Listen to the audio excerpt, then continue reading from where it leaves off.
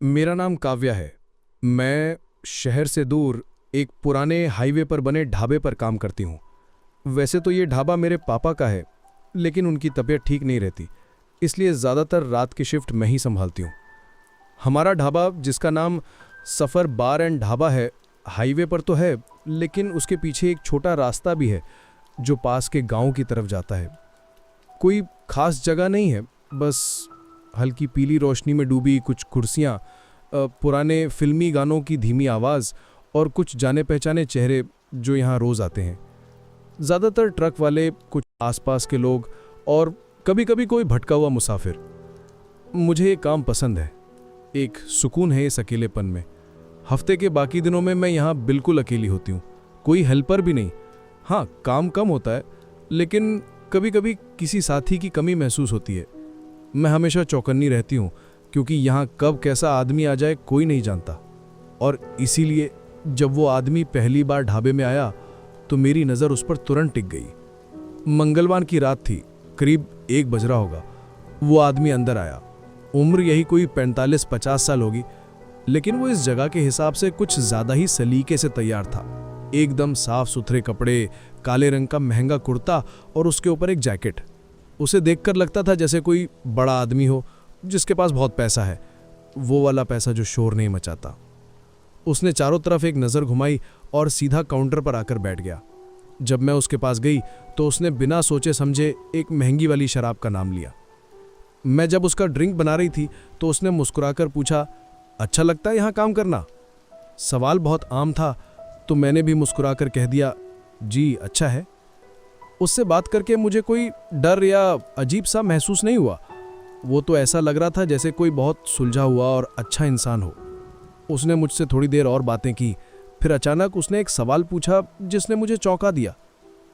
कभी कुछ बड़ा करने का नहीं सोचा? ये थोड़ा अजीब था, पर डरावना नहीं। मैंने अपनी वही पेशेवर मुस्कान के साथ कहा, फिलहाल तो यहीं खुश हूँ। मेरा जवाब सुनकर वो थोड़ा निराश लगा। उसने अपना ड्रिंक खत्म किया, एक लंबी सांस ली और पूछा, तुम यहाँ से कितने बजे निकलती हो? बस यही वो पल था जब मुझे लगा कि ये बातचीत किस तरफ जा रही है। मुझे लगा कि इतनी देर की अच्छी अच्छी बातें बस मेरा नंबर लेने का एक तरीका था। मैंने उसे टालने के लिए गोलमोल सा जवाब दिया और काउंटर साफ करने लगी। उसने दोबारा नहीं पूछा, बस ऐसे मुस्कुराया जैसे उसे मेरा जवाब पहले से पता हो। फिर उसने जेब से 2000 का कड़क नोट निकाला, काउंटर पर रखा और बिना कुछ कहे रात के अंधेरे में गायब हो गया। मुझे समझ नहीं आया कि ये सब क्या था। खैर, मैंने सोचा कि अब वो दोबारा कभी नहीं आएगा, लेकिन मैं गलत थी। लगभग 1 हफ्ते बाद वो वापस आया, पर इस बार वो अकेला नहीं था। उसके साथ एक औरत भी थी। वो औरत कुछ अजीब थी। उम्र होगी कोई 35 के आसपास, लेकिन उसने कपड़े ऐसे पहने थे जैसे वो अपनी उम्र से बहुत छोटा दिखना चाह रही हो। हर चीज़ नकली लग रही थी, उसकी मुस्कान, उसका बात करने का तरीका, सब कुछ। जैसे ही वो काउंटर के पास आए, उस औरत ने मेरी तरफ देखकर कहा, तुम बहुत सुंदर हो। उसकी उंगलियां मेरे हाथ से छुईं, बस एक पल के लिए, पर वो एक पल भी मुझे असहज कर गया। मैंने हंसकर उसे धन्यवाद कहा, लेकिन मेरा दिल कह रहा था कि कुछ तो गड़बड़ है। वो आदमी जो पिछली बार इतना बात कर रहा था, आज बिल्कुल चुप था। उस औरत ने मुझसे सवालों की झड़ी लगा दी। मैं यहाँ कब से काम कर रही हूँ, मेरी उम्र क्या है, घर में कौन कौन है। ये छोटी मोटी बातें नहीं लग रही थी। था जैसे वो मेरा पूरा हिसाब किताब ले रही हो। बीच बीच में वो उस आदमी की तरफ देखती और बिना कुछ कहे ही दोनों के बीच जैसे कोई बात हो जाती। फिर वो मेरी तरफ झुकी और धीरे से बोली, मैं एक इवेंट कंपनी चलाती हूँ। हम बड़ी बड़ी प्राइवेट पार्टियों के लिए लड़कियां ढूंढते हैं। तुम्हारी जैसी स्मार्ट लड़की के लिए बहुत अच्छा मौका है। एक वीकेंड के 1-2 लाख रुपए मिलेंगे। मैं जोर से हंस पड़ी और कहा, यह सच होने के लिए कुछ ज्यादा ही अच्छा नहीं है? उसकी मुस्कान एक पल के लिए भी नहीं हटी। अरे नहीं, ये बिल्कुल सच है, बहुत सेफ और एक्सक्लूसिव काम है। फिर उसने कहा, 1 मिनट बाहर चलो, पार्किंग में एक साहब इंतजार कर रहे हैं, वो तुम्हें सब कुछ अच्छे से समझा देंगे। बस मेरे दिल की धड़कन तेज हो गई। अब पानी सर से ऊपर जा रहा था। मैंने बिना किसी मुस्कान के सख्त आवाज में कहा, मुझे कोई दिलचस्पी नहीं है। तभी ढाबे का दरवाजा खुला और कुछ नौजवानों का एक ग्रुप हंसते बोलते अंदर आ गया। उन्हें देखते ही उस औरत के चेहरे का भाव एक पल में बदल गया।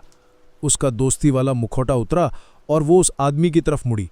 बिना एक और शब्द कहे वो दोनों वहां से चले गए। उस रात के बाद मैं बहुत डर गई थी। मैंने पापा को और हमारे एक पुराने ट्रक ड्राइवर बन्ने चाचा, जो मुझे अपनी बेटी मानते हैं, सबको ये बात बताई। सब ने कहा कि आगे से सावधान रहना। कुछ रातें बीती, सब शांत था। मुझे लगा शायद अब वो लोग नहीं आएंगे। एक रात ढाबा बंद करने के बाद जब मैं बाहर निकली तो मैंने उस कार को देखा। सड़क के उस पार, इंजन बंद, बत्तियां बंद, बस खड़ी थी। मेरे अंदर एक डर की लहर दौड़ गई। मैंने खुद को समझाया कि ये मेरा वहम है। मैं सिर नीचे करके अपनी स्कूटी की तरफ बढ़ी, चाबियां हाथ में कसकर पकड़े। जैसे ही मैंने अपनी स्कूटी स्टार्ट की और हाईवे पर आई तो मैंने शीशे में देखा वो कार मेरे पीछे थी। वो एक सुरक्षित दूरी बनाई हुई थी, लेकिन मैं जिस भी गली में मुड़ती वो मेरे पीछे होती। मेरा दिल जोर जोर से धड़क रहा था। मैं जानती थी ये वही लोग हैं। मैंने हिम्मत बांधी और अचानक एक मोड़ लेकर स्कूटी सीधे पास वाली पुलिस चौकी के अंदर घुसा दी। जैसे ही मैं पुलिस चौकी के अंदर गई वो कार तेजी से आगे निकल गई। कुछ हफ्ते तक कुछ नहीं हुआ। मुझे लगा शायद अब सब खत्म हो गया है, लेकिन मैं फिर से गलत थी। एक रात ढाबे में लगभग कोई नहीं था। मैं काउंटर साफ कर रही थी और जल्दी घर जाने का सोच रही थी कि दरवाज़ा धीरे से खुला। वो औरत थी, अकेली। मैंने चुपके से फ़ोन निकालकर पापा को एक मैसेज किया, जल्दी आओ। मैंने ऊपर देखा, वो औरत मुझे घूर रही थी, चेहरे पर वही नकली मुस्कान। वो धीरे धीरे चलकर काउंटर पर बैठ गई। इससे पहले कि मैं उसे जाने के लिए कहूँ, वो बोली, सोचा तुम्हारा हालचाल ले लूँ। मेरा पेट डर से ऐंठ गया, पर मैंने खुद को संभाला। मैंने कहा, ढाबा बंद हो रहा है, आपको जाना होगा। उसने एक उदास सा चेहरा बनाया और बोली, बस एक चाय पिला दो, पुरानी वाली स्टाइल में। मैंने सोचा कि उसे मना कर दूं, लेकिन फिर लगा कि चाय बनाने में जितना समय लगेगा उतनी देर में पापा पहुंच जाएंगे। मैं उसे रोकने के लिए चाय बनाने लगी। मैं अपनी पीठ उसकी तरफ करके काम कर रही थी और तभी मुझे वो आवाज़ आई, क्लिक। सामने वाले दरवाजे के बंद होने की हल्की मगर साफ आवाज़। मैं झटके से मुड़ी। वो औरत वहां नहीं थी। मेरे पेट में एक भयानक सा डर उठा। मैं दरवाजे की तरफ भागी। शीशे के दरवाजे से मैंने बाहर देखा। एक काली वैन ठीक दरवाजे के सामने खड़ी थी, इंजन चालू। बिना सोचे समझे मैंने जल्दी से दरवाजा अंदर से लॉक कर दिया। तभी पीछे किचन वाले दरवाजे से खटखटाने की आवाज आई। कोई पीछे का दरवाजा तोड़ने की कोशिश कर रहा था। मैं समझ गई, वो मुझे सामने वाले दरवाजे की तरफ धकेलना चाहते थे जहां वैन खड़ी थी। मैंने पास पड़ा भारी लोहे का तवा उठाया और दूसरे हाथ से 911 डायल किया। मुझे पता था पुलिस को आने में समय लगेगा। मैं लड़ने के लिए खुद को तैयार कर रही थी कि तभी पार्किंग में तेज हेडलाइट्स चमकी। वो मेरे पापा थे। पीछे के दरवाजे पर हो रही दस्तक अचानक बंद हो गई और कुछ ही सेकंड्स में वो काली वैन तेजी से वहां से निकल गई। पापा अंदर आए। मैंने रोते हुए उन्हें सब बताया। उन्होंने कहा कि उन्होंने वैन का नंबर नोट कर लिया है। जब पुलिस आई तो उन्होंने सिक्योरिटी कैमरे की फुटेज देखी। फुटेज में जो दिखा वो मेरी कल्पना से भी ज्यादा डरावना था। जब वो औरत ढाबे से निकली तो कैमरे में 2 नकाबपोश आदमी दरवाजे के पास छुपे हुए इंतजार कर रहे थे। एक आदमी पीछे के दरवाजे पर जोर जोर से हाथ मार रहा था ताकि मैं डरकर सामने की तरफ भागूं। ये एक पूरा प्लान था। और सबसे बुरी बात, पापा ने जो नंबर नोट किया था वो नकली निकला। इस घटना को काफी समय हो गया है, पर आज तक उन लोगों का कुछ पता नहीं चला। एक अच्छी बात यह हुई कि अब पापा मुझे रात में कभी अकेले काम नहीं करने देते। बन्ने चाचा भी रात को 1-2 चक्कर लगा लेते हैं। लेकिन आज भी मैं ये सोचकर कांप जाती हूँ कि उन्हें कैसे पता था कि उस रात मैं अकेली हूँ। कोई तो था जिसने उन्हें यह खबर दी थी। कभी कभी मैं सोचती हूँ कि अगर उस रात मैं डरकर सामने वाले दरवाजे की तरफ भाग जाती तो मेरा क्या होता।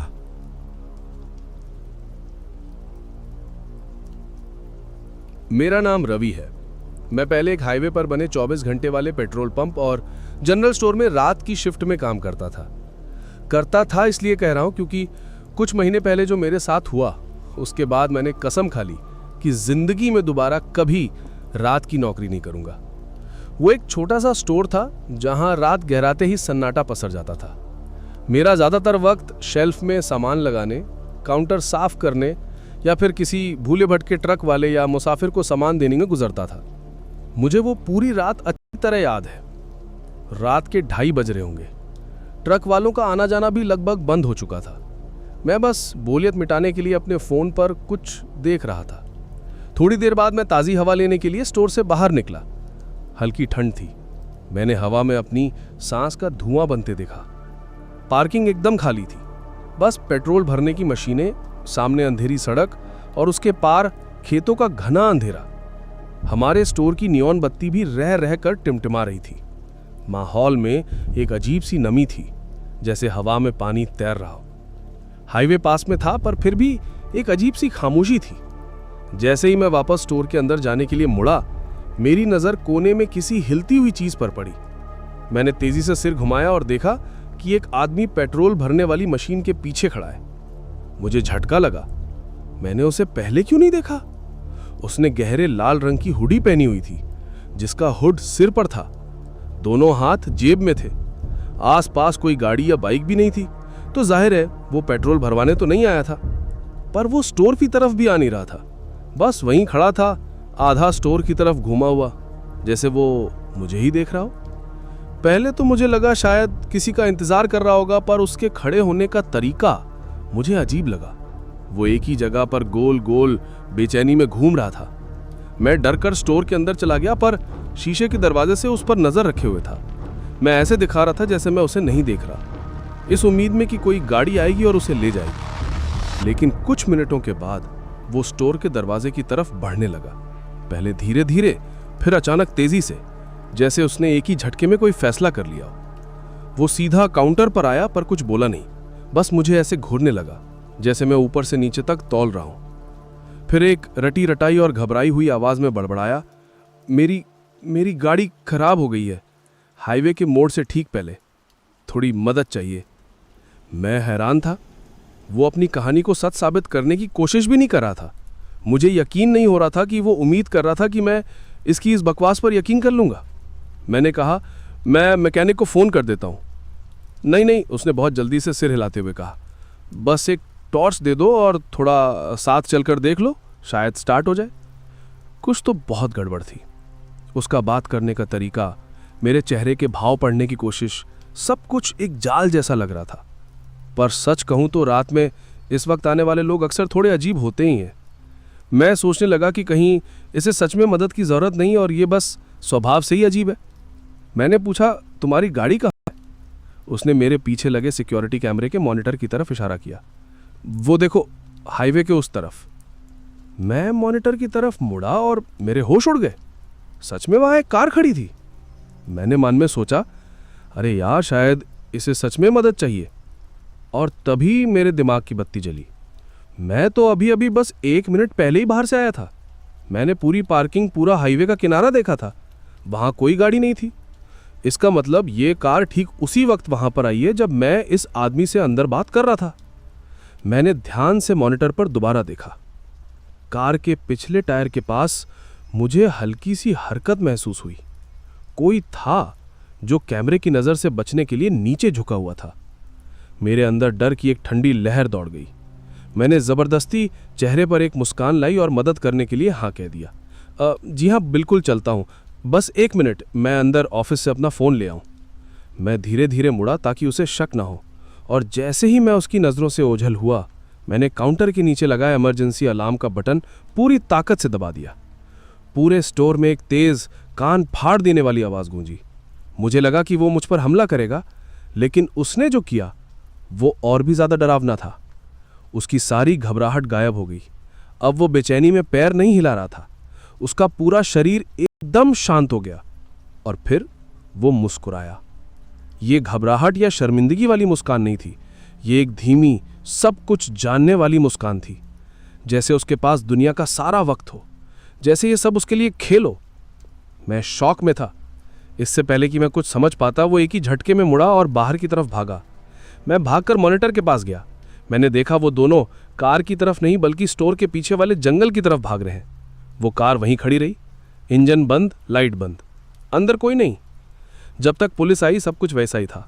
कार वहीं थी, पर वो आदमी गायब हो चुके थे। न पैरों के निशान, न कोई और सुराग। तभी एक पुलिस वाले ने एक ऐसी चीज की तरफ इशारा किया जो मैंने पहले नहीं देखी थी।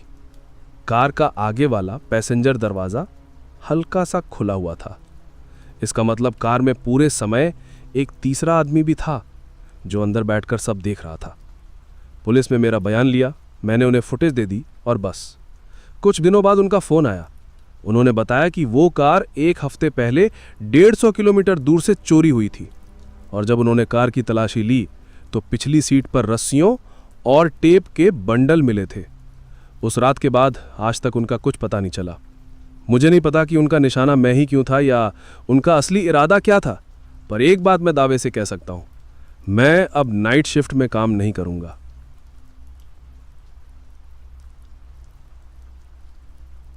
मेरा नाम रोहन है। कुछ हफ्ते पहले की बात है। मैं एक बड़े से सुपरमार्ट में रात की शिफ्ट में काम करता था। दुनिया का सबसे बुरा काम तो नहीं है, पर कुछ समय बाद ऐसा लगने लगता है जैसे आप बस समय के भाव में तैर रहे हैं। रातें एक दूसरे में घुल जाती हैं। वही शेल्फ, वही काम और ऊपर लगी बत्तियों की वही धीमी भिनभिनाहट। मैं ज़्यादातर इलेक्ट्रॉनिक सेक्शन में ही रहता था। ये अच्छी बात थी क्योंकि यहाँ बाकी जगहों से ज़्यादा शांति रहती है। आखिर रात के 2 बजे कौन फ़ोन, चार्जर या ब्लूटूथ स्पीकर खरीदने के लिए दौड़ा चला आता है। ज़्यादातर ग्राहक या तो वो होते हैं जिन्हें रात में नींद नहीं आती, या फिर ट्रक वाले जो अपना सफ़र शुरू करने से पहले कुछ ज़रूरी सामान लेने आते हैं। और इसीलिए मैंने उस आदमी को तुरंत नोटिस कर लिया। पहले तो मैंने ज़्यादा ध्यान नहीं दिया, सोचा कोई और ग्राहक होगा जो बस यूं ही घूम रहा है। पर कुछ मिनटों के बाद मुझे एहसास हुआ कि वो कुछ खरीद नहीं रहा था। वो तो खरीदने का नाटक भी नहीं कर रहा था। मैं जब भी नज़र उठाता वो आसपास ही नज़र आता। कभी अगले गलियारे में खड़ा होता तो कभी क्लियरेंस सेक्शन के पास कुछ ज़्यादा ही देर तक खड़ा रहता। वो किसी सामान को नहीं देख रहा था, वो बस वहाँ खड़ा था और मुझे देख रहा था। मैंने खुद को समझाया कि शायद मैं ज़्यादा सोच रहा हूँ। स्टोर बहुत बड़ा है, हो सकता है वो बस अपना समय ले रहा हो। पर उसके चलने का तरीका, हमेशा इतनी दूरी पर रहना कि मैं उसे देख सकूं, पर कभी कोई सामान ना उठाना, मेरे अंदर एक अजीब सी बेचैनी होने लगी। मैंने सोचा कि शायद वो आकर मेरा नंबर मांगेगा, पर उसने ऐसा कुछ नहीं किया। ऐसा लग रहा था जैसे वो चाहता था कि मैं उसे देखूं, जिसका कोई मतलब समझ नहीं आ रहा था। मैंने सोचा कि वॉकी टॉकी पर किसी को बुलाऊं, पर तभी एहसास हुआ कि उसकी बैटरी ख़त्म हो चुकी थी। मैं सोच ही रहा था कि मैनेजर को ढूंढने जाऊं, तभी मेरे कंधे पर एक हाथ आया। मैं डर के मारे उछल ही पड़ा, पर इससे पहले कि मैं कोई प्रतिक्रिया देता, एक औरत की आवाज़ गूंजी, बहुत दोस्ताना, बहुत जानी पहचानी सी। अरे तुम यहाँ हो? उसने ऐसे कहा जैसे हम बरसों से एक दूसरे को जानते हों। मैं तुम्हें कब से पूरे स्टोर में ढूंढ रही हूँ। मैं पूरी तरह हैरान होकर मुड़ा। मैंने उस औरत को अपनी ज़िंदगी में पहले कभी नहीं देखा था। वो मुस्कुरा रही थी और उसका हाथ मेरे कंधे पर मजबूती से टिका हुआ था। इससे पहले कि मैं कुछ कह पाता, वो मेरे करीब झुकी और धीमी मगर बहुत गंभीर आवाज़ में फुसफुसाई, चुपचाप मेरे साथ चलो, वो आदमी तुम्हारी वीडियो बना रहा है। मेरे पैरों तले ज़मीन खिसक गई। मैंने हल्का सा सिर घुमाकर पीछे देखा। वो आदमी अभी भी वहीं था, पर अब वो घूमने का नाटक भी नहीं कर रहा था। वो सीधा मुझे घूर रहा था। डर की एक ठंडी लहर मेरे अंदर दौड़ गई। मैंने उस औरत को मुझे खींचने दिया। मैंने एक सवाल भी नहीं पूछा। जिस तरह उसने मेरा हाथ पकड़ा था, जिस तरह वो ज़ोर ज़ोर से बात कर रही थी जैसे हम पुराने दोस्त हों, मैंने उस सहारे को कसकर पकड़ लिया। मैं शुक्रगुजार था कि किसी ने तो देखा कि क्या हो रहा है और मेरी मदद के लिए खुद को इस अजीब स्थिति में डाला। चलते चलते वो नाटक करती रही, किसी ट्रिप के बारे में या किसी पुराने मजाक के बारे में। मेरे कानों में उसके शब्द पड़ तो रहे थे, पर मेरा दिमाग उस आदमी पर अटका हुआ था। क्या वो सच में मेरी वीडियो बना रहा था? ये तो बहुत ही डरावनी बात थी। उस औरत ने मुझे गलियारों से तेज़ी से ले जाना शुरू कर दिया। मुझे पता भी नहीं चल रहा था कि हम कहाँ जा रहे हैं, बस इतना पता था कि हम उस आदमी से दूर जा रहे हैं। सच कहूँ तो मुझे लगा था कि वो कुछ देर बाद ये नाटक बंद कर देगी, पर वो लगी रही। कुछ देर बाद जब मुझे थोड़ी राहत महसूस हुई, मैंने पीछे मुड़कर देखा। वो आदमी अब हमारे पीछे नहीं था। पर उस औरत ने मुझे खींचना जारी रखा। मैंने उससे कहा कि अब हम सुरक्षित हैं, वो चला गया है, हमें मैनेजर के पास चलना चाहिए।